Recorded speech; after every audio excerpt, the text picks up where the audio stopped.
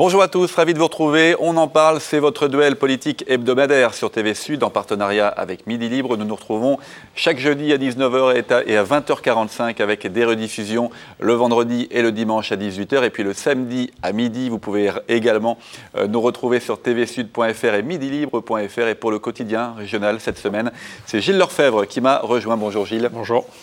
Alors une confrontation classique UMP, Parti Socialiste aujourd'hui, deux élus pour évoquer différentes thématiques, la campagne des élections municipales bien sûr, mais aussi le contexte économique local, régional et puis national, ou encore la fiscalité, des sujets qui vous intéressent, Christophe Rivinc, j'imagine. Ah, tout à fait. J'espère en tout cas. Bonsoir, vous êtes conseiller régional Bonsoir. UMP.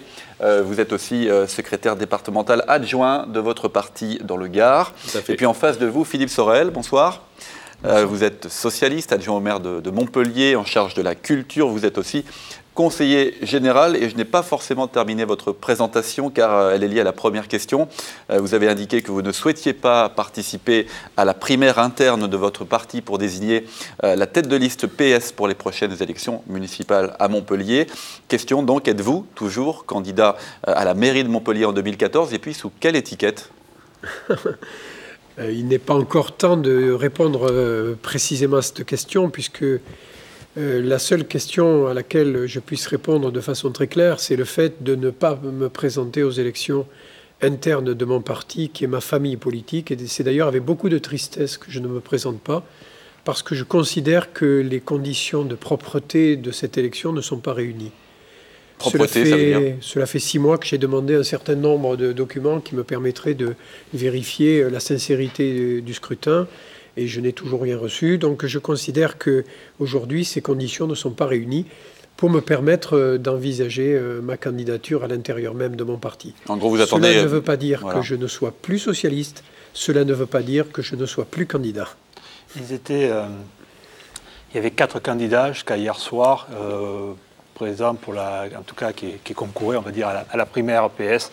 Il y en a un qui a été évincé à la dernière minute, à la veille du débat, enfin à quelques heures du débat devant les militants, c'est Azzedine Douer.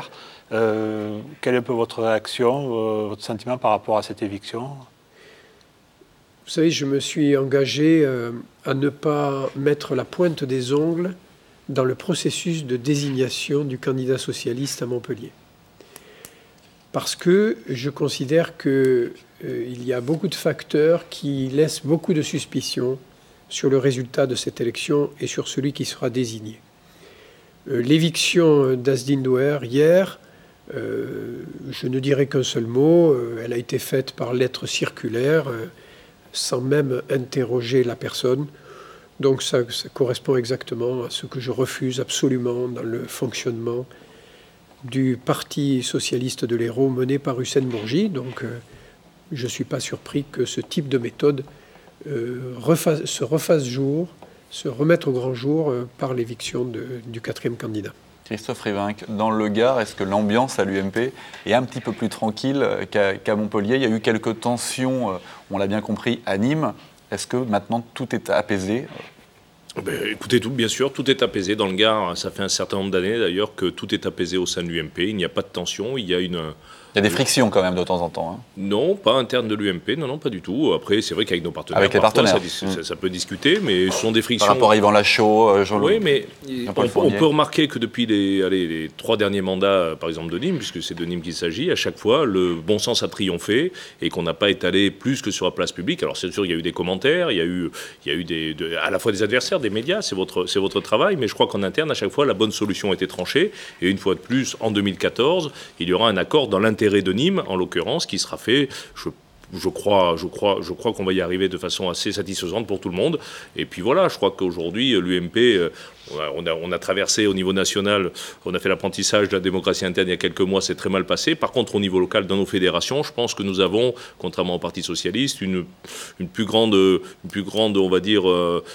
ancienneté qui nous permet aujourd'hui de mieux préparer ces échéances qui sont essentielles. Et quand on voit ce qui se passe à Montpellier au niveau du Parti socialiste, on peut quand même être un peu plus qu'étonné et pas se réjouir de ce qui se passe dans ces partis politiques, parce que c'est la démocratie locale et territoriale qui est un peu en danger à travers ça.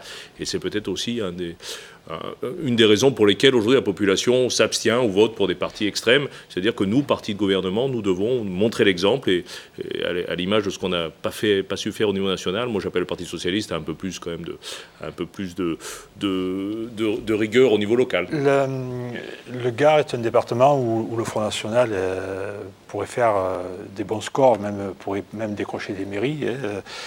Quelle est un peu la position de l'UMP par rapport au Front National et notamment par rapport, on va dire, alors on n'y est pas encore, on était encore loin, mais par rapport aux consignes à donner éventuellement au deuxième tour où on sait très bien il y a certains leaders nationaux qui ont dit clairement qu'éventuellement un accord pourrait être fait, ou en tout cas, est-ce que dans le Gard, parce qu'on sait très bien que le Gard va être confronté à ça, est-ce que vous avez donné des consignes, vous, particulières ? Non.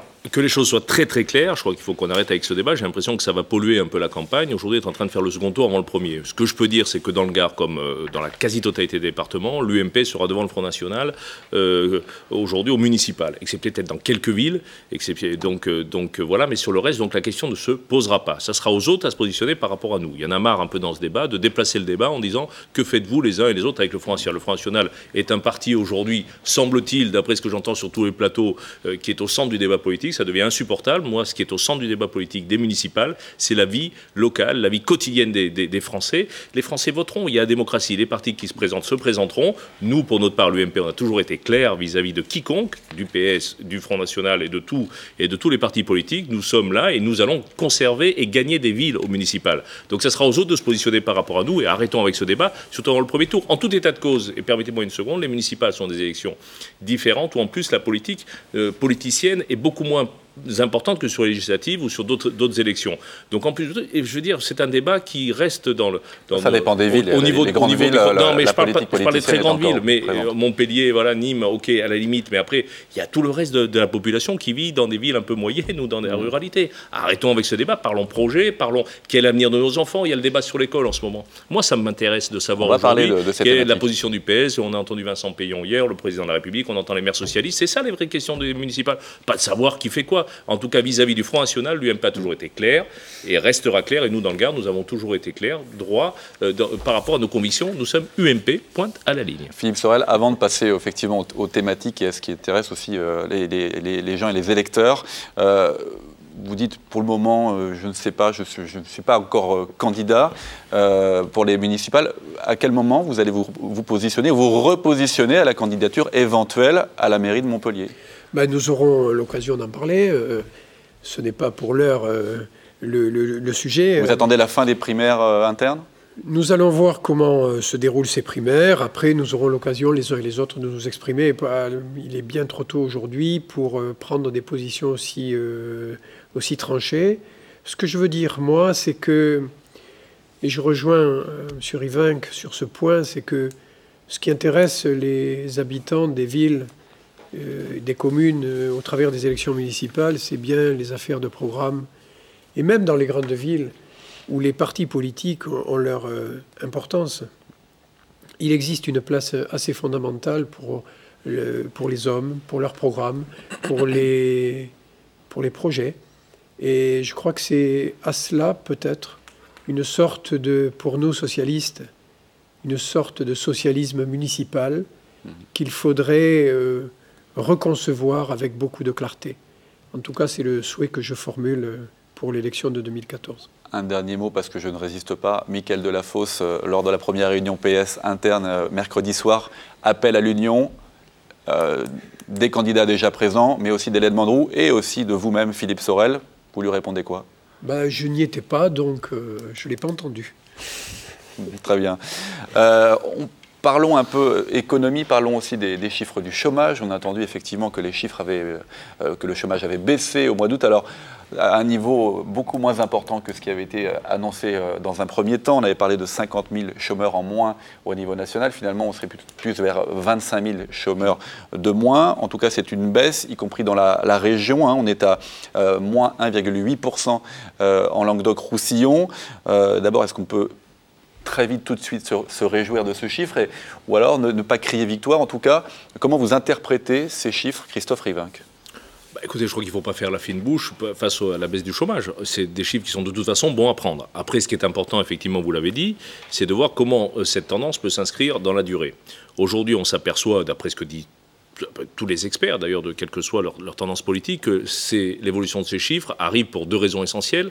La première, c'est la montée en charge des emplois aidés. Il faudra en parler quand même, ça c'est quelque chose sur le fond de très important à débattre. Et la seconde aussi, c'est parce qu'à un moment, vous arrivez à un seuil au-delà duquel le chômage va diminuer, c'est quasiment mathématique, donc on le sait. Pour autant, tous les experts sont d'accord pour dire qu'à moins d'une croissance à 1,5 point par an, on ne peut pas créer de nouveaux emplois dans notre pays. Donc ce qu'on peut dire aujourd'hui, contrairement aux incantations du président de la République, c'est que malheureusement, on ne voit pas poindre à la sortie du chômage, même s'il va y avoir une baisse de la hausse, comme, ça c'est la nouvelle terminologie, j'adore la nouvelle terminologie des ministres, il va y avoir une baisse de la hausse du chômage, une baisse haussière, une hausse baissière du chômage. Donc tout ça sont des mots. La réalité, c'est quoi? C'est que dans notre région, nous restons la dernière région de France en matière d'emploi. Nous restons, j'ai vu une étude, l'étude, je crois que c'était, que j'ai lue dans un grand quotidien régional, c'était une étude sur le bonheur régional. Alors nous avons tendance à croire qu'en Languedoc-Roussillon, nous sommes la région où nous vivons le plus heureux, où nous avons le soleil, où nous avons la qualité de vie. Or, cette étude qui faisait a priori part d'un certain nombre de critères, dont le chômage, mais pas que, montrait qu'en fait, c'était l'avant-dernière région pour le bonheur des habitants. Et moi, j'ai tendance à dire aujourd'hui, tout ça est le résultat de ce que nous dénonçons depuis un certain nombre d'années dans cette région, c'est-à-dire qu'il n'y a pas aujourd'hui de politique régionale claire, pas de coordination des politiques régionales dans certains secteurs, les transports, l'université et d'autres, et l'économie, qui fait qu'aujourd'hui, la région de Roussillon diminue, hausse moins vite que les autres, et ça, c'est une véritable catastrophe. Et je crois qu'aujourd'hui, il va falloir se prendre en main, et les élections municipales seront la première étape du redressement de cette région, qui est sur une pente qu'on ne peut pas accepter, et qui, effectivement, si ça devait continuer, ferait que Languedoc-Roussillon va se tiers-mondiser rapidement aujourd'hui dans le pays. Et c'est conseil régional, et c'est le Languedocien, c'est le citoyen du Languedoc qui voit ça avec horreur, de voir aujourd'hui comment notre région, avec tous ses atouts, est en train d'être sur une pente catastrophique, contrairement à d'autres régions de France qui ont les mêmes atouts et qui s'en sont battus. Tout ça, c'est une volonté politique. On voit qu'effectivement, il y a eu Georges Frêche à une époque qui portait une certaine vision, je le dis sans problème. Et là, on voit qu'il n'y a plus de vision et c'est un véritable problème. Nous allons proposer ça dans les quelques mois qui vont venir. Gilles Lefebvre. Moi, je voulais, pour reparler d'économie, en ce moment, il y a une actualité nationale, parce que les enseignes sont nationales, sur la fermeture des magasins le soir ou la nuit plus tôt. Donc l'idée effectivement de faire fermer les enseignes à 21h au lieu de 22h ou 23h, voire minuit, suivant les lieux. Et je voudrais connaître votre position, M. Sorel, par rapport à ça, à cette demande des syndicats, parce que, et en l'occurrence la CGT, qui demande effectivement à ce que ça ferme plus tôt. Voilà, je voulais savoir un petit peu, vous, en tant qu'élu de gauche, votre position là-dessus. Oui, c'est un problème délicat. C'est un problème délicat parce que on ne nous demande pas de trancher entre blanc et noir, mais entre gris clair et gris pâle. J'écoute les syndicats et leur position qui, pour la gauche, est évidente et s'inscrit dans notre tradition de gauche et dans nos pensées. Ceci dit, moi j'ai de l'économie une vision très ouverte. Je suis moi-même professionnel libéral, je soigne des gens toute la journée, je les écoute. Et il y a quelquefois des décalages importants entre les décisions qui sont prises par les gouvernements, quels qu'ils soient, et je passerai sous silence le bilan du précédent gouvernement, parce que je ne vais pas rentrer dans ces polémiques-là, ce n'est pas le but de mon intervention. On peut en discuter. Mais ce que je veux dire, c'est que il y a un grand décalage souvent entre les décisions qui sont prises et entre la réalité du quotidien des habitants, et je le vois tous les jours à Montpellier. D'où l'importance des territoires et des élus locaux. D'où l'importance, et là je vous rejoins totalement, des territoires et des élus locaux. J'ai, avec mon ami Manuel Valls, il y a 3 ans et demi, fait le tour d'Évry, sa ville, dont il était maire, le dimanche. Et j'ai vu combien les grands magasins, combien les zones commerciales ouvertes apportaient d'activité à la ville d'Évry et constituaient des centres de cohésion quelque part.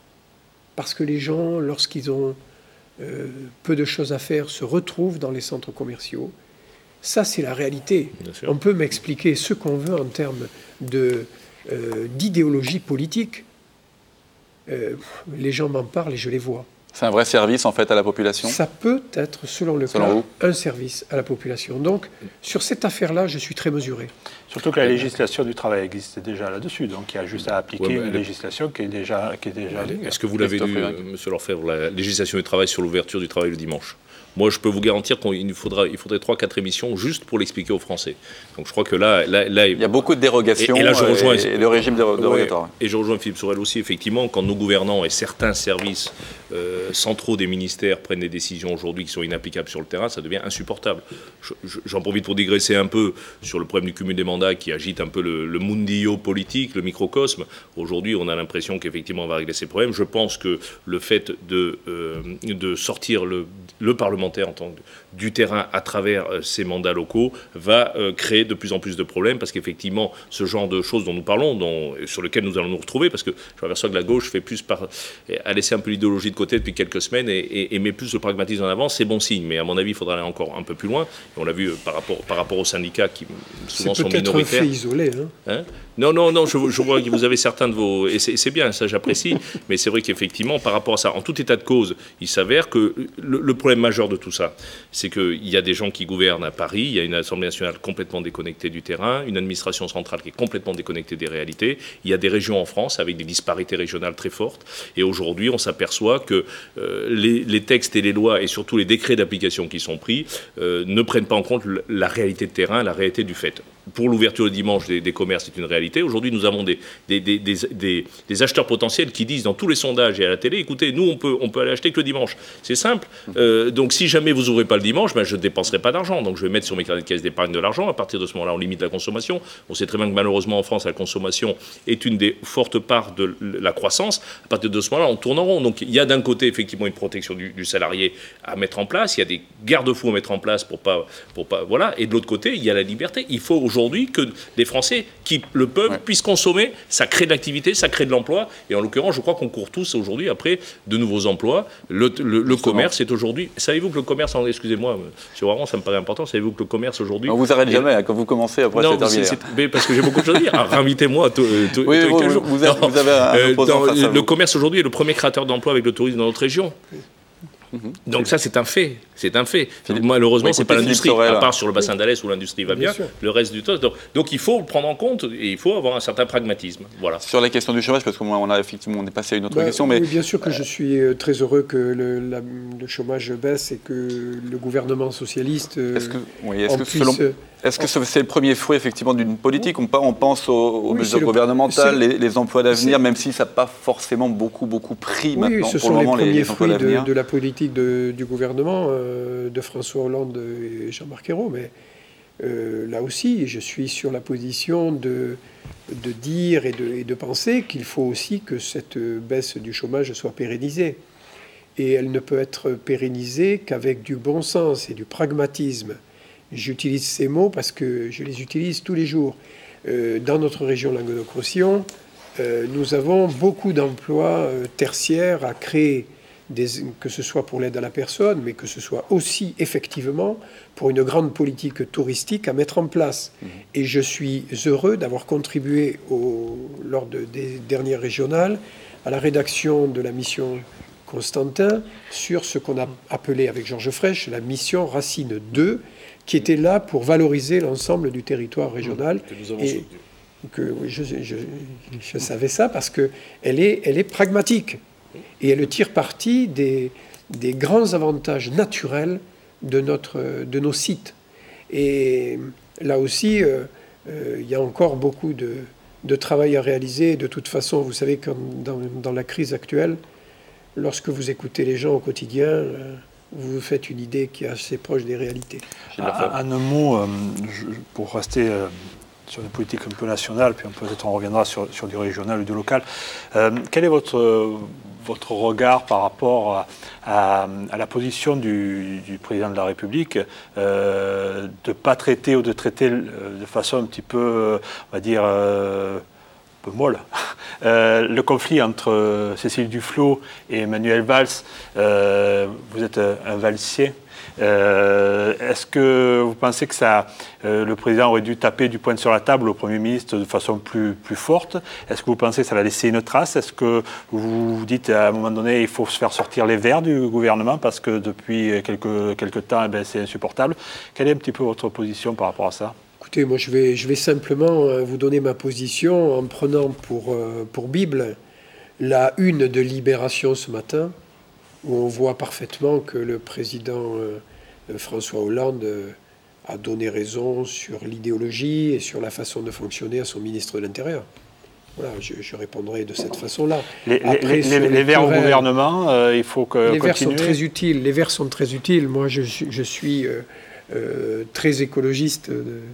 Ils sont utiles pour des voix ou ils sont utiles pour leur... Non, dans ma philosophie, on ne peut plus concevoir les villes... Nous sommes tous écologistes. On ne peut plus concevoir aujourd'hui les villes sans intégrer dans l'aménagement la dominante écologique. C'est une erreur capitale de ne pas le faire. C'est vrai. Est-ce qu'il y a besoin d'avoir des candidats estampillés verts? C'est pas de refaire le débat, mais les socialistes peuvent très bien avoir une sensibilité environnementale, la droite aussi. Est-ce qu'il y a besoin aujourd'hui d'avoir encore des candidats qui soient estampillés verts ou écolos pour faire de l'environnement un sujet, un thème principal de ça? Il est bon qu'un parti politique... Il est bon qu'un parti politique porte le fer sur la scène publique de ses spécificités. C'est le cas pour les Verts, Europe Écologie. Moi, ça ne me choque pas.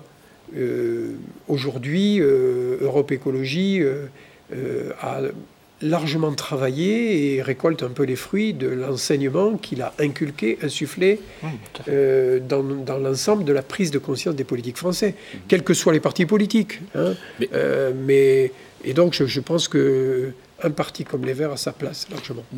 Moi, je pense assez courte, Christophe. Il reste moins de 2 minutes. Oui, non, mais 2 secondes, tout simplement. Il y a des incantations, il y a des faits. Nous, par exemple, à Alès, mairie UMP, vous l'avez dit, aujourd'hui, la ville d'Alès, le territoire d'Alès, c'est le premier territoire de France, première commune de France au niveau écologique, au niveau de développement durable, puisque nous avons tous les labels. Nous sommes la seule ville, la deuxième, c'est Bordeaux, d'ailleurs, aussi UMP, en l'occurrence. Donc, voilà, on n'a pas obligatoirement besoin, dans les gouvernements, de gens... Il faut l'être aujourd'hui, et les Verts ont apporté ça, cette conscience écologique, et c'est bien. Après, je crois qu'il pèse 3% électoralement. Je crois que les Français ont compris qu'il fallait un développement acceptable, plus qu'un développement durable ou durable et acceptable, parce que l'économie aussi, la décroissance, c'est pas dans l'esprit des Français. Aujourd'hui, c'est une croissance écologique, certes, des énergies nouvelles renouvelables. On s'engage dedans, les élus de gauche comme de droite. Et nous, particulièrement à l'Est, effectivement, on a des preuves pour dire qu'aujourd'hui, c'est réalité. Alors, les combinations électorales, comme disent d'autres, je trouve ça un peu regrettable. La démocratie en souffre. Sur les frictions gouvernementales? Écoutez, je crois qu'on avait réussi une émission sans en parler, les couacs, parce que c'est vrai que ça fait...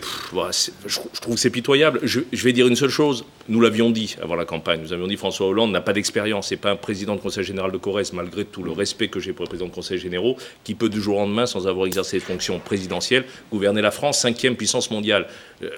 Les faits nous donnent raison aujourd'hui. C'est une catastrophe. La France est regardée par ses voisins au niveau européen, au niveau mondial. On l'a vu quand même sur la Syrie. Voilà, et ça c'est grave. Donc il faut un peu d'expérience. Là, je n'ai pas tout, mais un peu d'expérience. Nous l'avions dit, les Français le mesurent aujourd'hui. Un mot, Philippe Sorel, pour conclure, un mot sur ce que vient de dire Christophe Rivinc, sur les attaques quand même du gouvernement et du président de la République. Non, mais il est normal que dans un gouvernement, tous les ministres ne soient pas tous sur la même longueur d'onde. C'est vrai que l'image qui est donnée au grand public, vu l'état général du pays, qui est quand même dans une situation difficile, et là, lorsque je fais allusion à cette situation difficile, dans ma tête, il n'y a que le quotidien des Français. Hein. Je pense qu'à ça et des Montpelliérains. Voilà, il y a encore beaucoup à travailler sur la cohésion. Le mot de la fin. Merci. Il y a encore beaucoup à travailler. Merci messieurs, merci d'avoir participé à ce débat. Merci à Midi Libre et à Gilles Lefebvre. À la semaine prochaine.